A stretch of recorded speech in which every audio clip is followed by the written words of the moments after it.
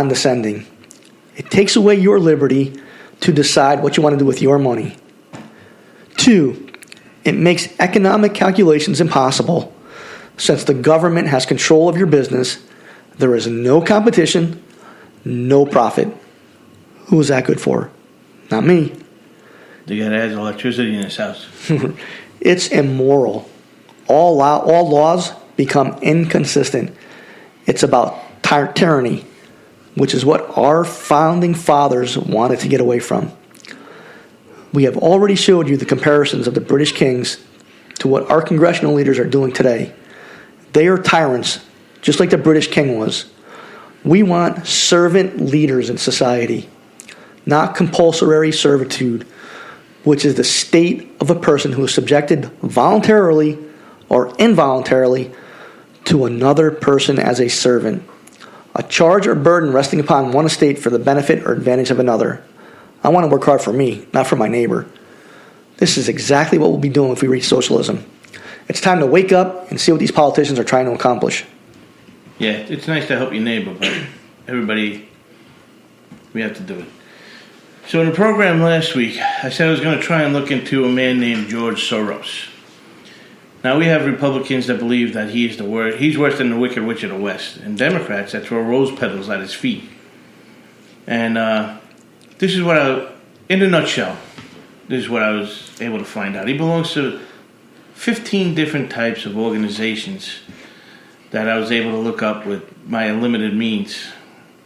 And the biggest project, that group that he has, his pet project, is called Open Society Foundation. And what I got from them is that they're against ruling. They don't want any kind of rules that are ruled by religion, political, or economic authority. So here goes the question again.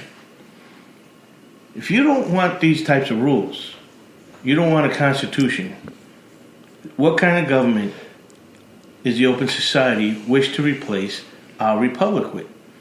Now, he's an educated person, and he could have went anywhere in the world to conduct his business, but he came to the United States after his education in England.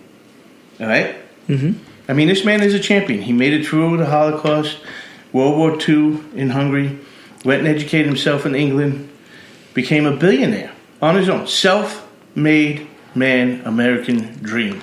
And that's where he accomplished it, was here in the United States. So why does he not want this for everybody? What in place of what we have here, what his opportunities that he got to go through in this country, would he replace it with so all of us could be as successful as he was?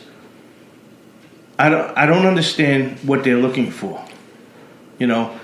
And when the Cold War was over, he was worried about Western capitalism was going to go to all the private industry instead of a democratic institute. That's what he fled. He fled that. He fled to England because of that exact problem.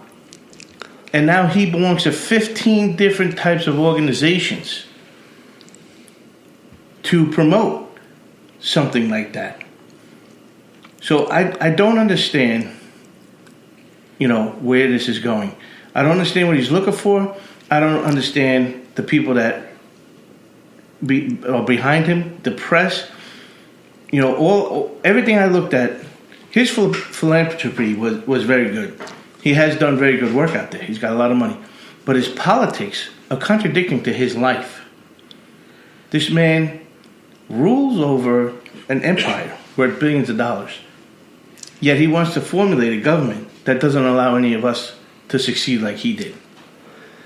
You know, it's funny. He's 90 years old. And he's given away over $23 billion in philanthropy. But my question is, he's given away millions of dollars to the Democratic Party. Billions. What is he getting in return? Man, it's great. He's giving away money. I mean, keep doing it. It's great. People need it. You know, these companies, they need your money. If you can do it, if you can afford to do it, do it. But I think he's only actually started one business, but he's associated with several. So, well, he bet against England, and he broke the English bank. And I don't know why he feels it's okay that he's a billionaire, but nobody else can. And what kind of government he wants to formulate that's going to give everybody an opportunity. So please, if you understand what George Soros is doing, and I'm ignorant to this, because believe me, I'm ignorant about a lot of things. I mean, why wouldn't you want to make other millionaires or billionaires? I'm ignorant in a lot of different things. So if I'm missing what this guy's doing and the people that are behind him, like our press and the computers today, I looked at all of this on a computer and I found all this information out on the website, and they are praising this man for doing what he's doing, but they don't explain what he's replacing it with. They don't say he's against all of this because this is his idea and this is how he's going to make everybody as well off as he is. Yeah, they don't offer solutions. That's the thing. They don't offer solutions. You know why? They don't have any. Right. They don't have any at all. There isn't any. That's why. This is the best government that was ever invented by mankind. Yep. Hey, not to get off topic though, but we've had a couple people that have been helping us out along the way. Your sister Margaret, we get a lot of feedback from her, and we appreciate it. Her and her friends, they're really going to town for us. That's good. So keep going. We appreciate it. And my friend Gina, I've known her for, oh my God, it's got to be 40 years now. And she's from Albany, New York. And I've told her about it, and she's listened to it, and she's given us some feedback. And she's like my best friend. I tell her everything. She's probably the only one. My wife, too. My wife has been... If you're friends with my wife on the internet, you know about our podcast. That's good. Your brother Mike, your son Jack Jr. We appreciate everybody. And Mike and Jack are here today. You're still fired, though, Mike. Yeah, Mike, you're done. You're done. So let's get into the term limits. I mean, I don't think our founding fathers ever intended to have career politicians. And why they didn't put term limits in the Constitution, I have no clue. But they should have put them in when they put term limits in on the president and vice president in 1951 with the 22nd Amendment. The amazing thing to me is that we, the constituents, 82% of us want term limits on our elected officials. 82%. Let me mention a few who have been there for more than 20 years. Patrick Leahy, Democrat, Vermont, 46 years. Chuck Grassley, Republican, Iowa, 40 years. Mitch McConnell, Republican, Kentucky, 36 years. Carl Levin, Democrat, Michigan, 36 years. Steny Hoyer, Democrat, almost 40 years. He's from Maryland. There are countless others that have been in office for years and years. I mean, I could talk for hours and hours about this. But Schumer, Pelosi, Graham, they've been there for more than 20 years, over 20. I think it's been 30 for a couple of them. What have these politicians done to give them the honor of serving us for so long?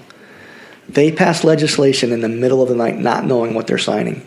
If you remember, Pelosi, just before signing the ACA, the Affordable Care Act, they had to pass it to see what was in it. That should be a clear indication they have no clue what's in these bills. Yeah, well, that's true. And if you think about it, when our current president was elected to office, I don't even think I was in grade school yet. I might have been just starting grade school. I might have been in kindergarten. So, you heard the time frames for these elected officials staying in office right up to our present occupant of the White House. I think he's got like 47 years total. Well, and the only thing you hear, what they say is, this is wrong, and that's wrong, and why is this wrong? And again, no solutions. Right. Our illustrious leaders in Washington, D.C. If you want the answers to those questions, if you want to know what's wrong, why that's that way, There's a simple way to figure that out. Look in the mirror. You have been there for decades. Some of you have been there for half my life. Some of you have been there 3/4 of my life. Doing the same job in the same industry with no clue on what you're doing there. But here's the thing. Shame on us for letting you squander for so long. We mentioned these changes that need to be done at the beginning of this program. It's grassroots, people. It's grassroots. And this is why I say we got to get rid of the hacks from representing us. And this is how it looks. All right? This is the way you can get these people out of there.